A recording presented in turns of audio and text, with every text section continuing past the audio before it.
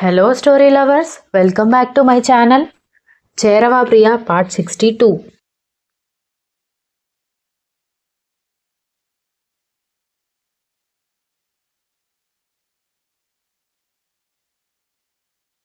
ఇప్పుడు ఏం చేద్దామని అనుకుంటున్నారు మేడం అని కాస్ట్యూమ్ డిజైనర్ అడిగేసరికి మిత్ర కోపంగా చూసేసరికి నన్నెందుకు కోపంగా చూస్తున్నారు? ఐశ్వర్యని ప్రేమిస్తున్నాను అని చెప్పింది నేను కాదు, మీరు ప్రేమిస్తున్న విజ్జు గారే. మీరు ఏమైనా కోపం చూపించాలనుకుంటే అక్కడ చూపించండి, నా మీద ఎందుకు చూపిస్తారు అని కాస్ట్యూమ్ డిజైనర్ చెప్పేసరికి అసలే తిక్కలో ఉన్నాను, ఇంకా నాకు మెంటల్ తెప్పించకు అని కోపంగా మిత్ర తన గదిలోకి వెళ్ళిపోయింది.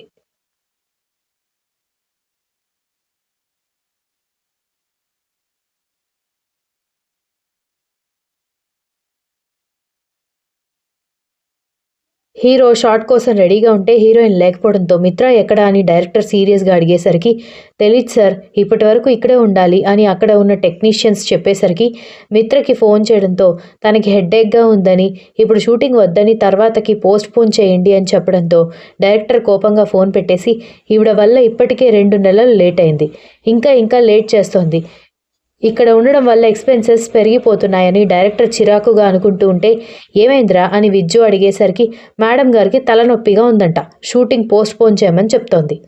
ఎంత టైం వేస్ట్ చేస్తుందో తెలుసా? మామూలుగా హీరోయిన్స్ రెస్ట్ లేదా బ్రేక్ అడిగితే మేమందరం ఇస్తాం, అందులో పెద్దగా ప్రాబ్లం లేదు, కానీ మిత్ర బ్రేక్స్ పెట్టడమే ఎక్కువైంది, షూటింగ్ చేయడం కంటే కూడా అనగానే ఇదంతా నా వల్లేరా అన్నాడు విజ్జు.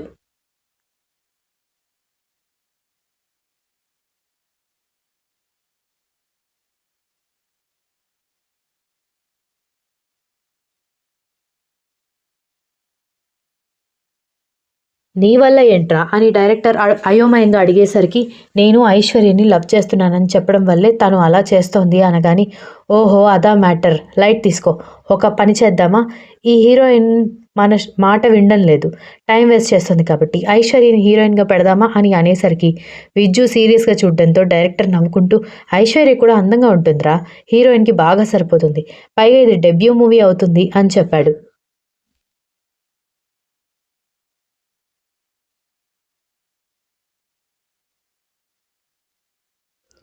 నువ్వు నోరు మూసుకోకపోయావనుకో అని విజ్జు సీరియస్గా చూడడంతో ఓకే బావా, నోరు మూసుకోవడమే కదా, సరేలే నోరు మూసుకుంటాను అని చెప్పి డైరెక్టర్ సైలెంట్ అయిపోతే ఐశ్వర్య ఏదో ఆలోచిస్తూ కూర్చోడంతో ఏం ఆలోచిస్తున్నావు ఐశ్వర్య అని వచ్చి మేకప్ ఆర్టిస్ట్ తన పక్కనే కూర్చుని అడగడంతో ఏం లేదు ఊరికినే, ఇంతకీ షూటింగ్ ఏమైంది అని అడిగేసరికి షూటింగ్ ఆగిపోయింది, ఏ లోకంలో ఉన్నావు నువ్వు అని అడిగింది ఆశ్చర్యంగా మేకప్ ఆర్టిస్ట్.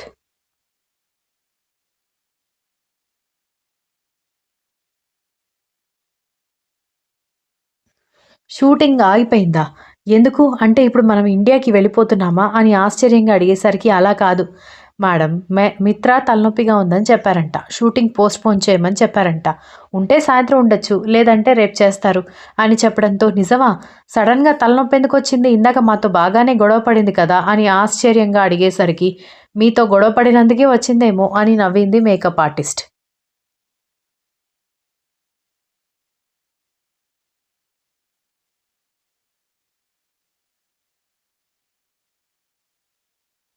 అవును. కాస్ట్యూమ్ డిజైనర్, హెయిర్ స్టైలిస్ట్ అందరూ తనకి సపోర్ట్ చేస్తుంటే నువ్వేంటొచ్చి నా దగ్గర కూర్చున్నావని ఐశ్వర్య అడిగేసరికి నాకు ఈ మిత్ర నచ్చదు, ఒకసారి పర్ఫెక్ట్‌గా ఉండేలా సింపుల్ మేకప్ వేస్తే, ఇంత సింపుల్ మేకప్ చేస్తావా? నా మీద ఆడియన్స్‌కి ఎంత పెద్ద ఎక్స్‌పెక్టేషన్స్ ఉంటాయో తెలుసా? నన్ను చూడగానే అబ్బా! ఎంత బావుంది అని అనుకోవాలని మేకప్ మీద మేకప్, మేకప్ మీద మేకప్ వేయించుకొని ఓవర్ మేకప్ అయిపోవడం వల్ల ఆ రోజు షూటింగ్ క్యాన్సిల్ చేయించాల్సిన పరిస్థితొచ్చింది.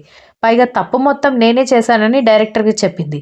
దాంతో 2, 3 మూవీస్‌కి నన్ను పిలవను కూడా పిలవలేదు వాళ్ళు. కానీ అక్కడ ఉన్న సెకండ్ హీరోయిన్ ఇదంతా గమనించి తప్పు మొత్తం మిత్ర చేసిందని చెప్పడంతో, ఆ తర్వాత నుంచి నన్ను మళ్ళీ మేకప్ కోసం పిలుస్తున్నారు అని చెప్పడంతో, ఈ మిత్ర అందరిని విసిగిస్తూనే ఉంటుందనుకుంటా అని అంది ఐశ్వర్య.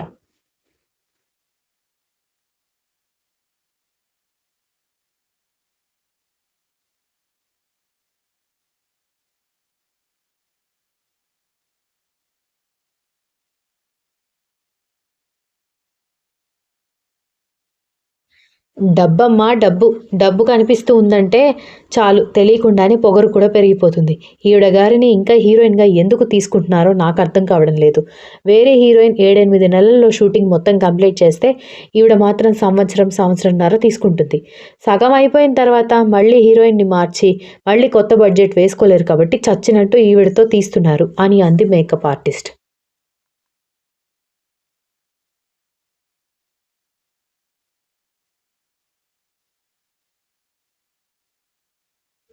అలాంటప్పుడు అసలు ఆవిడ్ని హీరోయిన్‌గా పిలవడం ఎందుకు అని అడిగేసరికి వాళ్ళ అమ్మ వల్ల. ఒకప్పుడు వాళ్ళ నాన్నగారు కూడా ప్రొడ్యూసర్‌గా, డైరెక్టర్‌గా చేశారులే. ఆయన చాలా మంచివారంట. ఆ తర్వాత ఆయనకి ఆరోగ్యం బాగాలేక అందరికీ దూరమైపోయారు. అప్పటినుంచి ఈవిడ ఆయన పేరు చెప్పుకుంటూ కూతురికి అవకాశాలు ఇప్పించడం మొదలుపెట్టింది. ఆయన మీద ఉన్న గౌరవంతో తల్లి కూతుళ్ళ ఓవర్ యాక్షన్ భరిస్తున్నారు పాపం. కానీ ఒక్క పని కూడా టైంకి అవ్వనివ్వరు తల్లి కూతురు ఇద్దరు. ఆవిడకేమో డిమాండ్స్ ఎక్కువ, ఈవిడకేమో టైం వేస్ట్ చేయడమే ఎక్కువ అని మేకప్ ఆర్టిస్ట్ చిరాకుగా చెప్పడంతో భగవంతుడా అనుకుంది ఐశ్వర్య.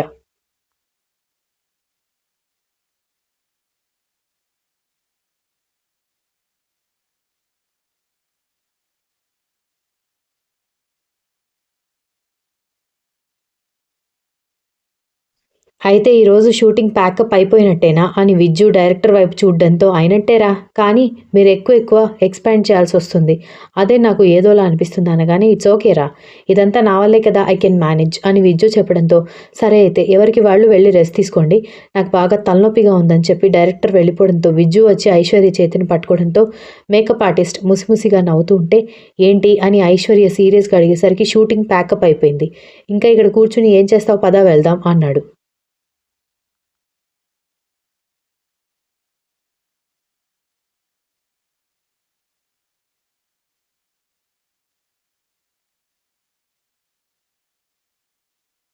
నువ్వు వెళ్ళు. నాకు మైండ్ బాగాలేదు. నేను కొద్దిసేపు ఇక్కడే కూర్చొనొస్తాను అనగానే, ఈ హోటల్ ఎంత పెద్ద హోటలో తెలుసా? తప్పిపోతావు. అందరూ రూమ్స్‌కి వెళ్ళిపోయారు అనగానే, నేనున్నాను కదా సార్ అని మేకప్ ఆర్టిస్ట్ చెప్పేసరికి విజ్జు ఏదో సైగ చేయడంతో తను ముసిముసిగా నవ్వుకుంటూ, నాకు కూడా బాగా నిద్రొస్తుంది. ఈరోజు ఎర్లీ మార్నింగ్ నిద్ర లేవాల్సొచ్చింది అని చెప్పి మేకప్ ఆర్టిస్ట్ వెళ్ళిపోవడంతో అదేంటి? ఇప్పుడే ఉంటానని అన్నావు కదా అని అడిగింది ఐశ్వర్య అయోమయంగా.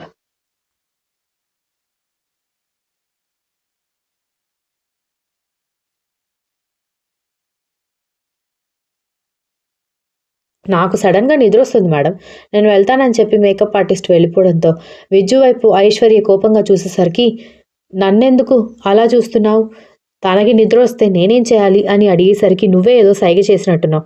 అందుకే తను సడెన్‌గా తోడుంటానని చెప్పి కూడా వెళ్ళిపోయింది అనగానే ఇది మరీ బావుంది. నువ్వు మరీ ఎక్కువగా ఆలోచిస్తున్నావు కానీ పద వెళ్దాం. తప్పిపోతావు ఇక్కడ. ఎవరు ఉండరు. నేను వెళ్తున్నాను. నువ్వు ఫోన్ చేసినా కూడా రాను అనగానే 2, 3 సార్లు కన్‌ఫ్యూజ్ అయ్యి ఒక లిఫ్ట్ దగ్గరికి వెళ్ళబోయి ఇంకొక లిఫ్ట్ దగ్గరికి వెళ్ళడం, డైనింగ్ హాల్ దగ్గరికి వెళ్ళబోయి మీటింగ్ హాల్ దగ్గరికి వెళ్ళడం లాంటివి చేసి కన్‌ఫ్యూజ్ అవ్వడం గుర్తొచ్చి, అమ్మో! ఎందుకొచ్చిన గొడవ? సైలెంట్‌గా వెళ్ళిపోతే మంచిది అని ఐశ్వర్య విజ్జుతో కలిసి రూమ్‌లోకి వెళ్ళింది.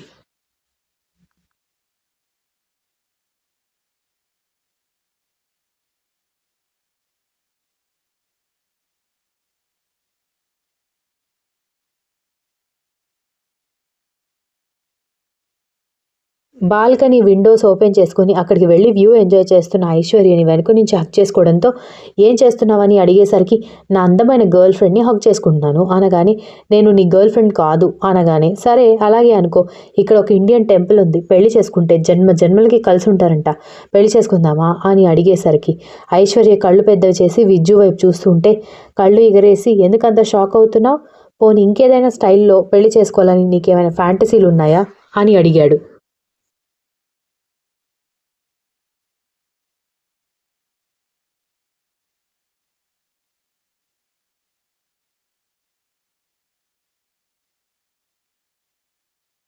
పిచ్చి పిచ్చిగా మాట్లాడకు విజ్జు. అక్కడ మీ పేరెంట్స్‌కి, నా పేరెంట్స్‌కి మనం పెళ్లి చేసుకోవడమే ఇష్టం లేదు అంటుంటే, పదే పదే పెళ్లి అంటావేంటి?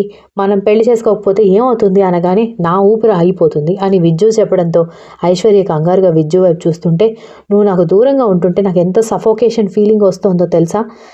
నీకెందుకు అర్థం కావడం లేదు నా ప్రేమ అంటే నీకు అంత చులకనగా ఉందా అనగానే విజ్జు ట్రై టు అండర్స్టాండ్ మీ, పెద్దవాళ్ళ ఆశీర్వాదం లేకుండా పెళ్లి చేసుకుంటే మనం ఎక్కువ రోజులు కలిసి ఉండలేము అంది ఐశ్వర్య.